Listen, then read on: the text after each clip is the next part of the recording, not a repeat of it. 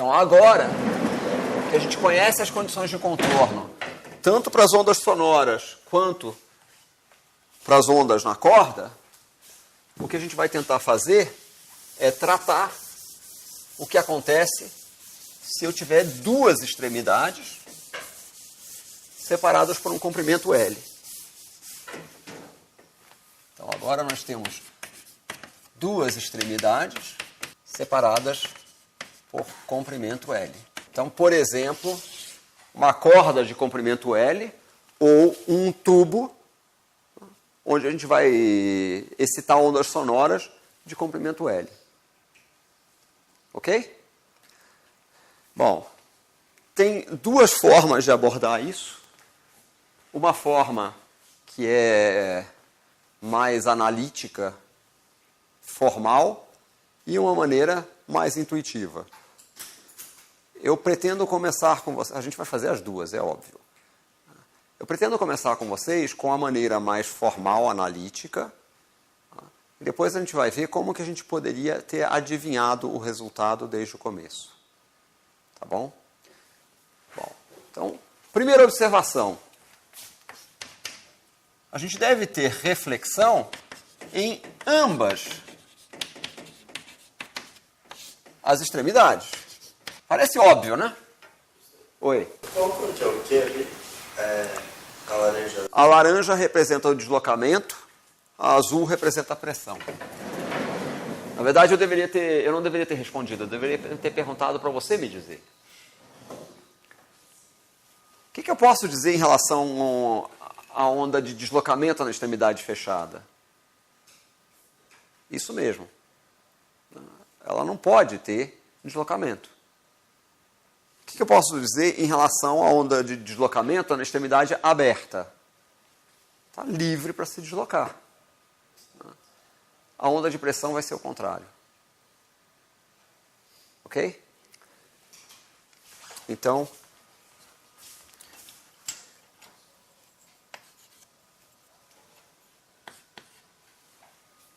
tá? Bom, o que isso aqui, o que a gente pode extrair dessa informação? Lembram das varetas? Quando eu trouxe as varetas aqui, que eu excitava ondas numa extremidade, depois de um tempo, o que acontecia? Excitava um pulso numa extremidade, ela se propagava até a outra extremidade, voltava e assim por diante, né? O que eu espero numa situação em que eu tenho reflexões nas duas extremidades? Eu tenho ondas se propagando nos dois sentidos, né? Então, eu devo ter ondas em ambos os sentidos. Ora, a gente viu uma situação em que a gente excitava, ou a gente estudou a interferência de ondas de mesma frequência se propagando em sentidos opostos, né? O que a gente obtinha como solução? Uma onda estacionária, né? Observação. Ondas harmônicas de mesma frequência e sentidos opostos interferem, dando origem a uma onda estacionária. Bom, uma onda estacionária, se a gente lembra direito, uma onda estacionária é da forma, por exemplo, no caso da corda, um y de x e t igual a um certo a cosseno de kx cosseno de ômega t. O que isso tem de especial? Isso é um produto de uma função que só depende de x por uma função que só depende de t. Tá? Bom, Então, se a gente agora considera este tipo de situação, é natural supor, então fazer uma hipótese, que a gente tenha uma função f de x e t que possa ser escrita como uma função x de x vezes uma função θ de t. Isso é uma hipótese, certo? A gente está fazendo uma hipótese que corresponde a fazer uma separação de variáveis.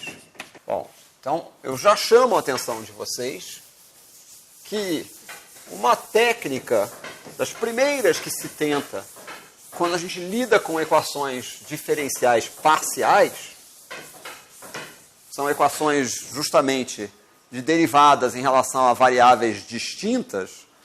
Se a gente lida com uma equação diferencial parcial, então, técnica para resolver EDP, separação de variáveis. Funciona sempre? Não, evidente que não, porque nem sempre uma equação diferencial parcial vai admitir uma solução com separação de variáveis. Mas, muitas vezes, funciona e isso vai depender principalmente do que a gente chama das condições de contorno, que é o que a gente vai tratar aqui.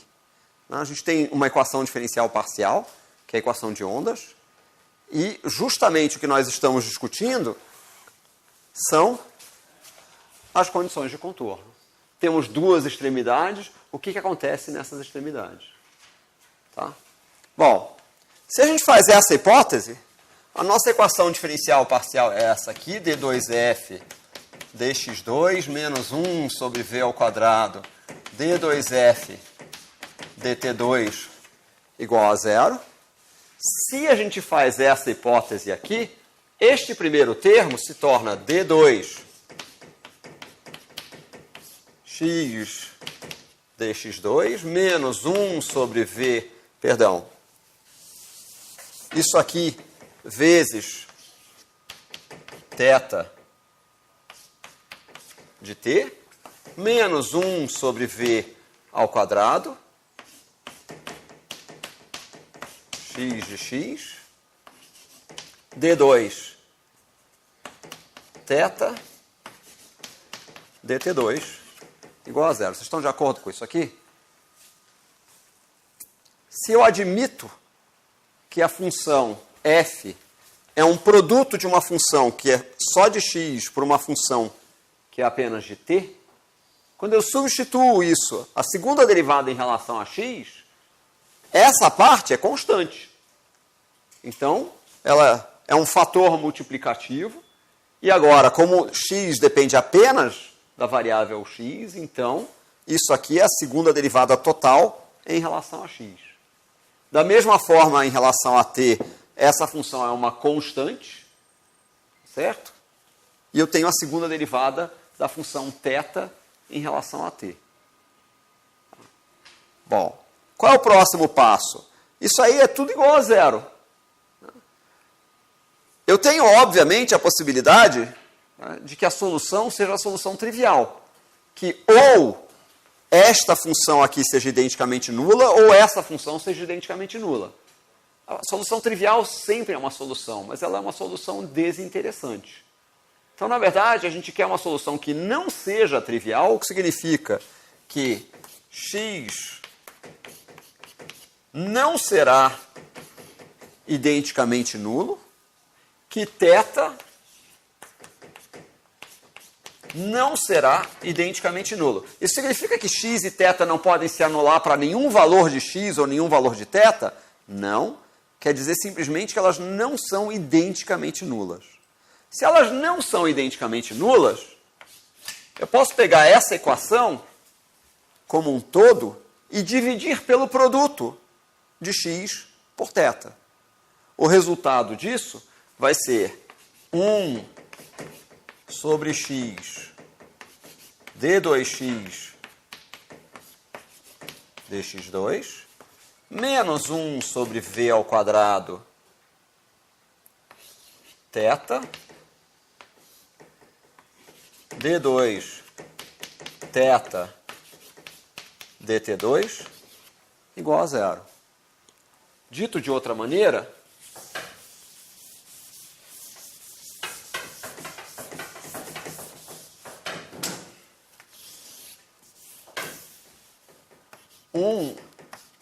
sobre x d2 x dt2 igual a 1 sobre v ao quadrado 1 sobre θ d2 θ dt2 dx2, perdão.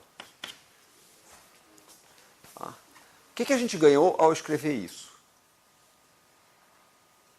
Ora, essas duas coisas são iguais, né?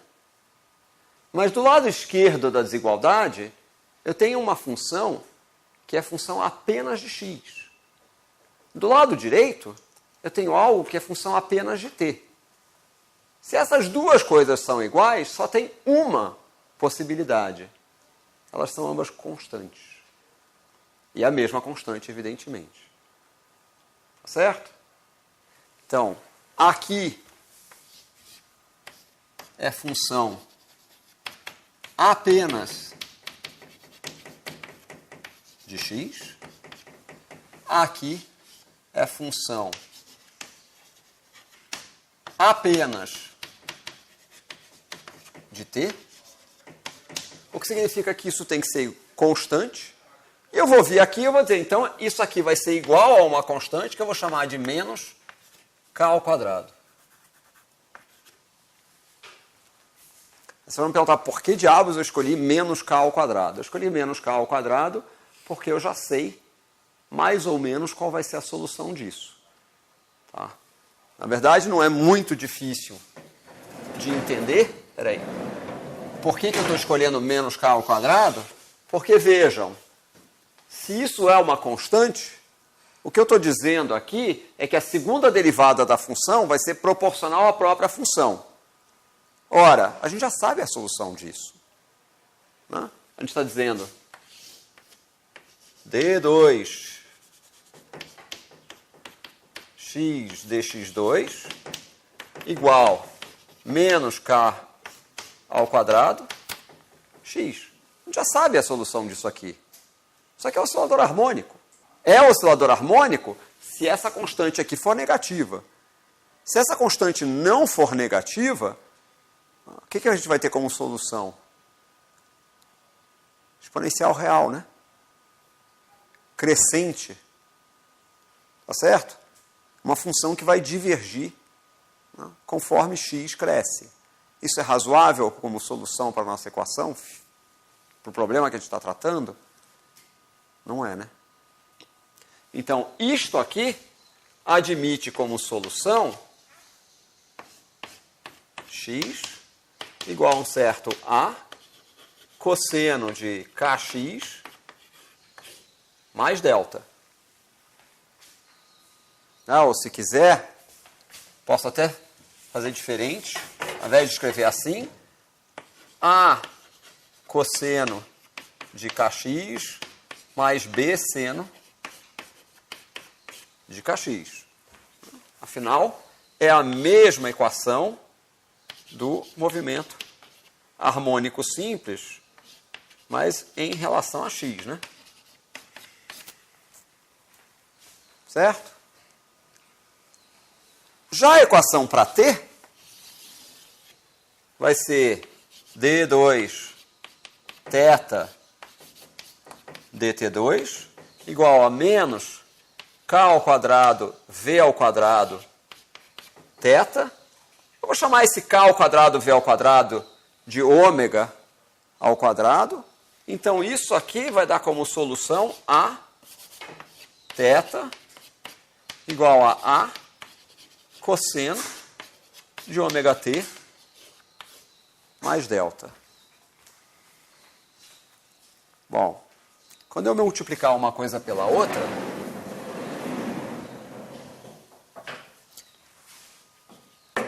quando a gente multiplicar uma coisa pela outra, f de x e t vai ser um certo a cosseno ômega t mais delta vezes a cosseno de kx mais b seno de kx. E o que a gente observa imediatamente? Tem cara de onda estacionária, né? Certo? Com a observação evidente, tá? Ômega igual a k vezes v. Bom, é exatamente a mesma coisa que a gente já tinha antes, né, para a definição de ômega e de k. Tá bom. Pergunta. O fato da gente ter duas extremidades, as condições de contorno nessas extremidades, se a extremidade fixa ou extremidade livre, vão afetar esse pedaço? Tem alguma relevância sobre a dependência temporal? Se eu fizer a imposição que y de 0 e t é igual a 0, isso vai causar alguma implicação sobre isto aqui? Vale para qualquer instante de tempo. Mas vai fazer diferença aqui. Certo?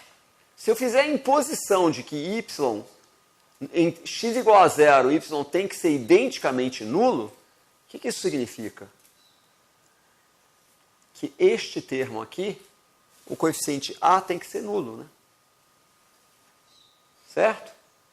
Então, agora, condições de contorno. Para fixar ideias, vamos imaginar uma corda presa em ambas as extremidades, que eu vou considerar em x igual a 0 e x igual a L. O que isso implica? Isso implica que x de 0 igual a x de L igual a 0, né? X de 0 igual a 0 implica A igual a 0. Não tem jeito. Se isso aqui, né, se eu substituir x igual a 0 aqui, sobra A. A igual a 0. Por outro lado, x igual a 0 em... Né, a função igual a 0 em x igual a L, x de L igual a 0 implica que seno de k vezes L tem que ser igual a 0. Ora, isso vai acontecer para vários valores possíveis de k, né? Isso vai acontecer... Isso implica que K vai valer N π sobre L, onde N é 1, 2, 3, assim por diante, né? Certo? Bom, mas se K vale isso, então agora a gente pode dizer como ômega é K vezes V, então isso implica que nem todo valor de frequência vai ser admissível, né? Como ômega é K vezes V, isso implica que ômega N vai ser N π sobre L vezes V. Tá? Ou, se quiser, Ni N vai ser N V sobre 2L. N igual a 1, 2, etc. O que isso está nos dizendo? Isso está nos dizendo que se a gente tenta excitar o sistema, nem todas as frequências vão ser admissíveis para a excitação do sistema. Ou, de outra forma, o sistema não vai ter uma excitação significativa, a não ser em frequências que correspondem a essa relação aqui. Desta observação Kn igual a nπ sobre L, a gente pode escrever que lambda-n vai ser 2π sobre Kn, vai ser igual a 2L sobre N. Dito de outra maneira, L vai ser igual a N lambda N sobre 2. O que isso quer dizer? Isso quer dizer que os comprimentos de onda vão caber no sistema desde que o comprimento do sistema seja um múltiplo de meio comprimento de onda. Professor, que letra é aquela do NV sobre 2L? Como é que é?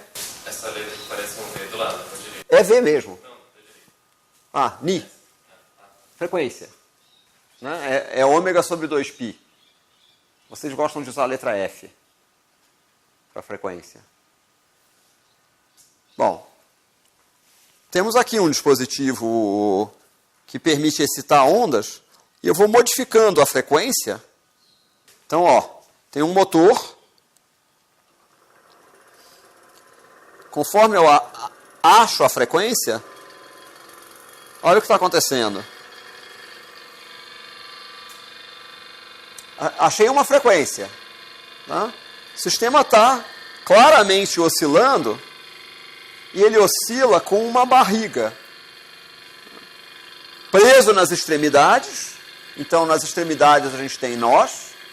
Se eu vou aumentando a frequência, ele já não quer oscilar direito, até que eu encontro uma segunda frequência em que eu tenho dois ventres, um nó no meio. Se eu pudesse aumentar ainda mais a frequência, né, eu chegaria a uma situação com um número ainda maior de barrigas. Na verdade, eu consigo fazer isso se eu soltar um pouco a corda, olha, agora, para essa frequência, tá vendo? Eu já tenho um sistema com um nó. Espera aí que eu tenho que fazer ainda... Agora vocês estão vendo 3? Tá? O que eu estou mudando quando eu estou mexendo aqui? Conforme vocês podem ver, o que eu estou mudando é a tensão na corda. O que significa que, na prática, o que eu estou mudando é a velocidade de propagação e, portanto, aquela primeira frequência, que aparece ali, que é V sobre 2L. Se eu mudo o valor de V, se eu mudo a tensão na corda, mudo aquela primeira frequência. O que a gente observa é que o primeiro modo que aparece corresponde a uma barriga, um ventre, cabe meio comprimento de onda aqui. A próxima frequência que vai aparecer cabem 2 vezes meio comprimento de onda. E assim por diante. Se a gente olhar para essa expressão aqui, a gente vê que todas as frequências desses modos, que a gente chama de modos normais, todas as frequências são múltiplos da frequência fundamental. Ou, dito de outra maneira, são harmônicos da frequência fundamental. Tem o segundo, o terceiro, o quarto, o quinto e assim por diante. Todos os harmônicos estão presentes. Se a gente agora considerar, por exemplo, o que acontece num tubo com som, se a gente tiver um tubo aberto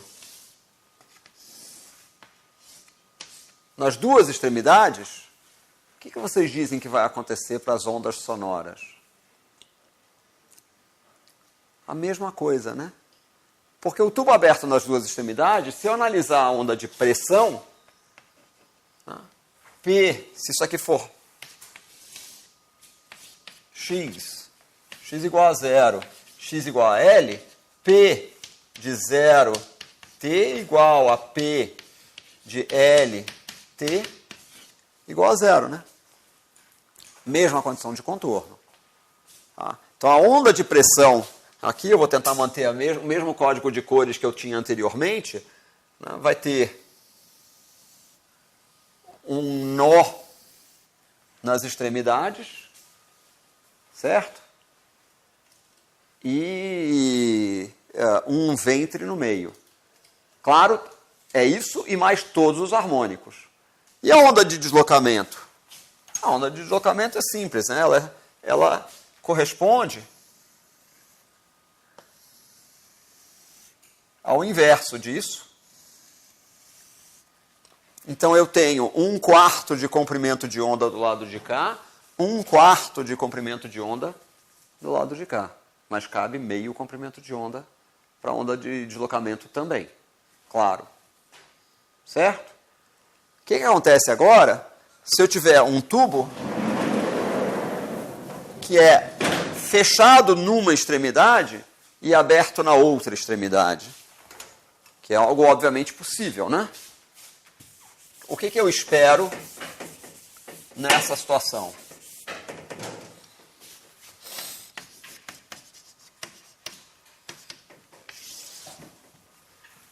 Essa situação aqui. O que eu espero se isto aqui for L? Bom, eu disse para vocês que a gente podia entender aqueles resultados de uma maneira intuitiva. Entender aqueles resultados de uma maneira intuitiva significa basicamente olhar aquela condição L igual a N lambda sobre 2, tá, como uma condição de máxima interferência construtiva. Tá. Vamos pegar a nossa corda presa nas duas extremidades. O que a gente pode dizer que está acontecendo em cada instante de tempo? A gente tem ondas viajando em sentidos opostos, tá certo? E a gente pode pensar, por exemplo, em pulsos sendo excitados numa das extremidades, como é exatamente o caso ali, a gente tem um motor que está excitando as ondas numa das extremidades, e dizer, qual é a situação em que eu vou ter máxima interferência construtiva? Se a fase com que eu estou excitando uma onda na extremidade corresponder à fase de uma onda que fez pelo menos uma volta completa. Não? Um pulso que fez pelo menos uma volta completa. Qual é a fase adquirida numa volta completa? Ora, conforme a gente vai avançando, tem um fator referente à parte espacial, né?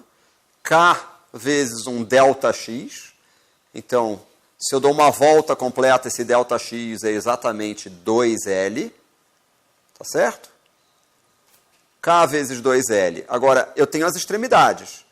Então, numa extremidade, se ela é fechada, se ela é fixa, eu tenho uma defasagem, tenho uma inversão de fase. π. Na outra extremidade, quando eu volto, eu tenho de novo π. Que é equivalente a dizer que não tem defasagem nenhuma. Então, a condição para interferência construtiva numa volta completa é que φ de x seja igual a φ de x mais 2L, ou 2NL, mais inversões referentes às reflexões. Deu para entender isso? Se eu quiser analisar esse sistema aqui, quando eu olho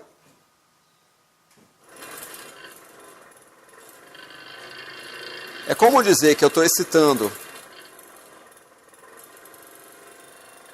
É como eu dizer que eu estou excitando os pulsos aqui, e eu quero que um pulso que eu excito num instante aqui interfira de maneira maximamente construtiva com um pulso que foi excitado no instante anterior, mas que foi e voltou e está se propagando novamente no mesmo sentido. A interferência será maximamente construtiva se eles estiverem em fase.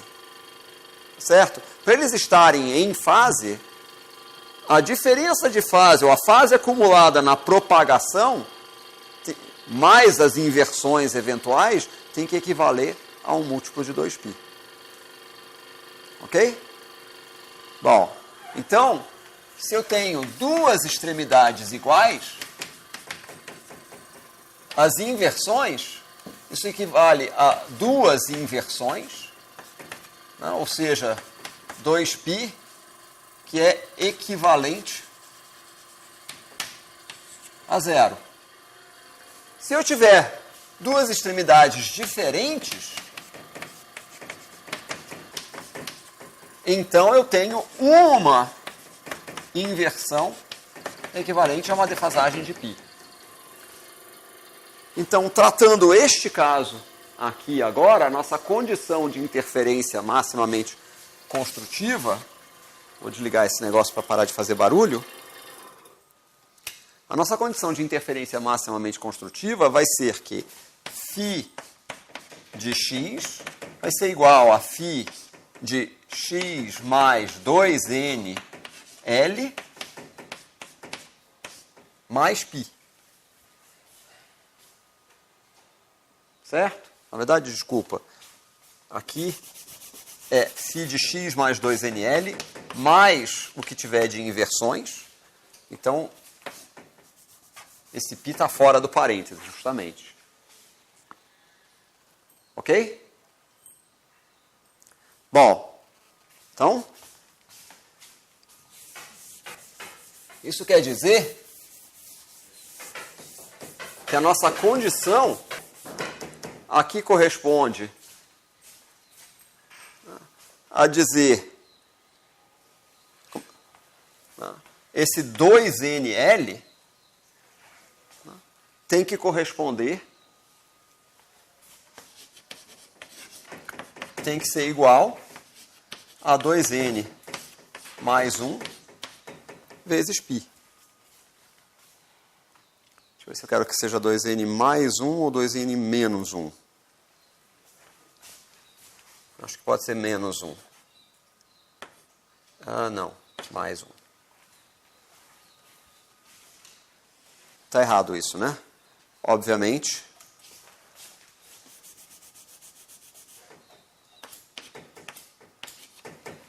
Uma defasagem de π corresponde justamente a um comprimento de lambda sobre 2, não é isso?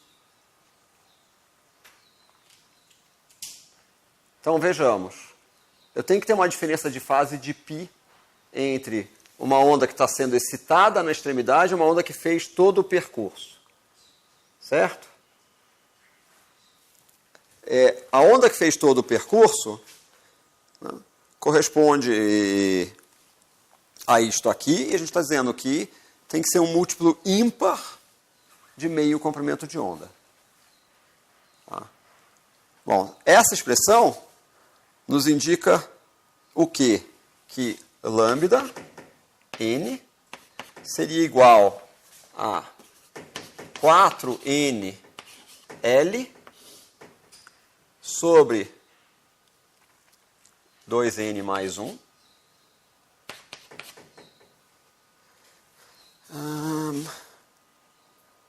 não, esquece n aqui, não é 2nL.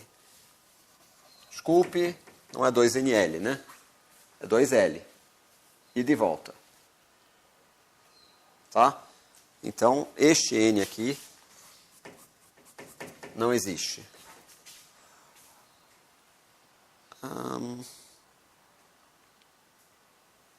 E eu tinha perguntado se era 2n mais 1 ou menos 1, e é menos 1. E eu vou explicar por que é menos 1. Tá?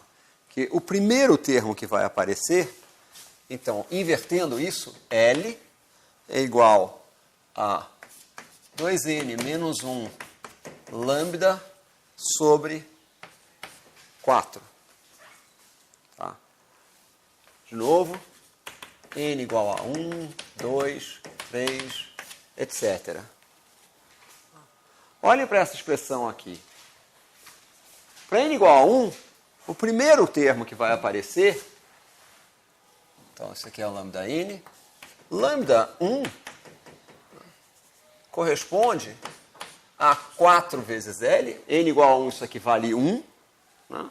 Ou L igual a lambda sobre 4. Se a gente olha para esse desenho aqui, isso corresponde a uma onda em que 1/4 de comprimento de onda cabe aqui dentro. Tá? 1/4 de comprimento de onda, de fato, ida e volta, meio comprimento de onda, certo?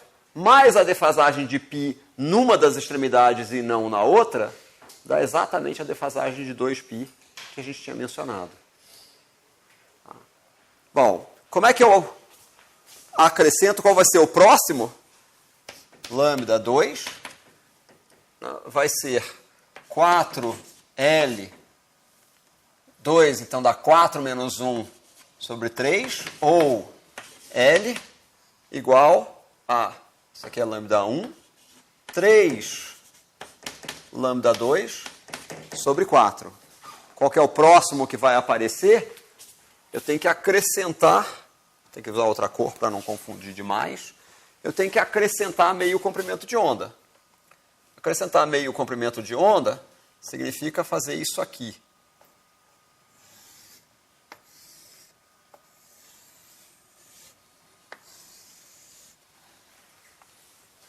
Ok? Aqui, ó, meio comprimento de onda. Tá? Eu tenho o desenho aqui, vai ficar mais fácil para vocês verem. Então, essa é exatamente a situação que está desenhada para duas extremidades distintas. O primeiro termo que vai aparecer cabe 1/4 de comprimento de onda. O segundo, 3/4 de comprimento de onda. O terceiro, 5/4 de comprimento de onda e assim por diante. Tá? Notem as frequências correspondentes. Né? Se eu tenho este valor aqui para lambda, então ni n é v sobre lambda n. A frequência, o produto, a velocidade é igual ao produto da frequência pelo comprimento de onda. Então, se a expressão para lambda n, daqui invertendo, está aqui, né? Lambda n é igual a 4L sobre 2n menos 1, então isto aqui vai ser 2n menos 1 sobre 4L vezes v. Onde n igual a 1, 2, 3 e assim por diante. O que vai acontecer? Só vão aparecer os múltiplos ímpares de uma frequência fundamental. Né? São harmônicos, mas são só os harmônicos ímpares. Quando eu tenho duas extremidades abertas, que é esse caso aqui, a onda desenhada é a onda de deslocamento, sempre em todos esses casos. O que a gente repara? Corresponde exatamente à corda presa nas duas extremidades. E é natural, né? Por quê? Porque a onda de pressão tem exatamente as mesmas condições de contorno, como se as extremidades fossem fixas, como as extremidades fixas de uma corda. Ok? Esse tipo de situação, né, permite a geração de sons harmônicos. Então, com colunas de ar, a gente consegue, por exemplo, gerar sons que são melodiosos, como exemplificado aqui. E, evidentemente, que com cordas, isso aqui são sons gerados por colunas de ar, tubo de órgão. Instrumentos de cordas têm uma variedade enorme, né? Eu não preciso dizer para vocês, desde violões, guitarras, todos os instrumentos de cordas, de orquestras, etc. Bom, diferentemente disso, eu não vou entrar, a gente não vai ter tempo para tratar do detalhe disso. A gente pode imaginar, por exemplo, o que acontece também com sons gerados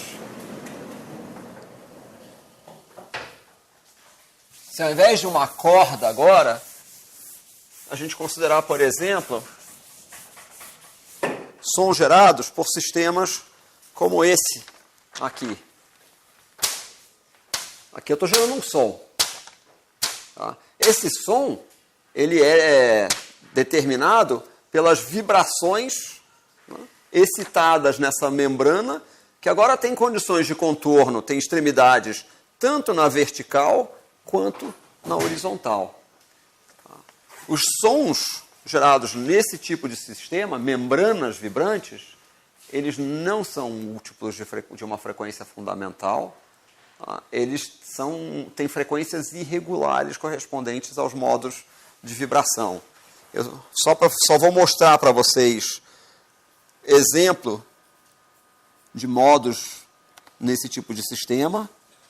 Alguns de vocês talvez tenham visto as chamadas figuras de Chladni, que a gente excita, por exemplo, com areia em cima de membranas, e você excita a membrana, você consegue ver onde a areia se deposita, formando desenhos bem sofisticados. Uma outra maneira de fazer isso é olhar, por exemplo, para a excitação de sons numa bolha de sabão. Então você pega um filme, né, de bolha de sabão, excita com o alto-falante, a bolha de sabão está aqui e você observa o que acontece refletindo luz. Tá?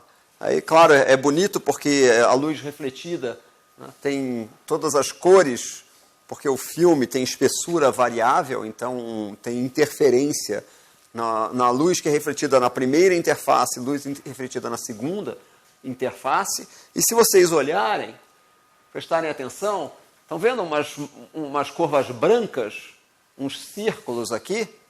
Isso são os modos de vibração da membrana excitada desse filme de sabão pela caixa acústica, né, pelo alto-falante que está excitando essas vibrações. A gente vai variando a frequência e a gente vê diferentes modos aparecerem. Esses modos não aparecem em múltiplos de uma frequência fundamental. Então, instrumentos, né, feitos com base em membranas vibrantes, em geral, não são instrumentos melodiosos. Eles são instrumentos de percussão. Né? São utilizados em situações como essa aqui.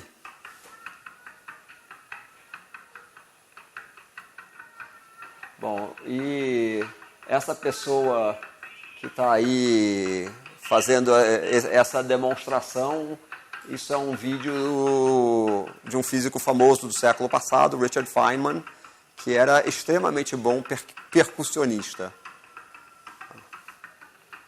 Mas, como vocês veem, os sons não são melodiosos.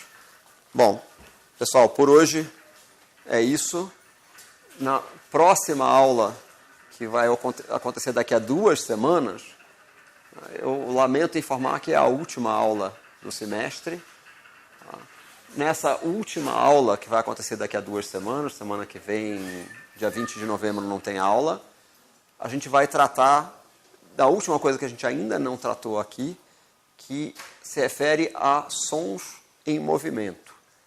Seja uma fonte sonora em movimento, seja um observador em movimento em relação à fonte sonora. Isso provoca diferenças, provoca alterações na frequência dos sons emitidos devido ao chamado efeito Doppler, ou é o chamado efeito Doppler. Então essa é a última coisa que a gente vai tratar na próxima aula. Ok?